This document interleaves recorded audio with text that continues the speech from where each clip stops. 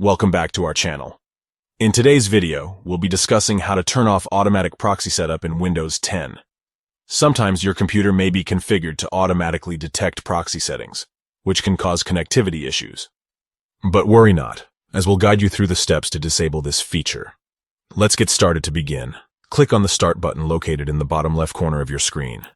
This will open the Start menu. Next, click on the Settings icon, which looks like a gear.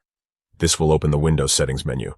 In the Windows Settings menu, click on the Network and Internet option. This will open the Network and Internet settings. Within the Network and Internet settings, click on the Proxy tab located on the left-hand side. This will open the proxy settings. Finally, locate the Automatically Detect Settings switch and deactivate it. This will turn off the automatic proxy setup feature in Windows 10. And there you have it. By following these simple steps, you can turn off automatic proxy setup in Windows 10 and potentially resolve any connectivity issues caused by proxy settings. We hope you found this tutorial helpful.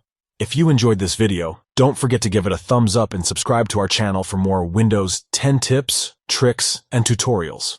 Stay tuned for our next video and have a great day.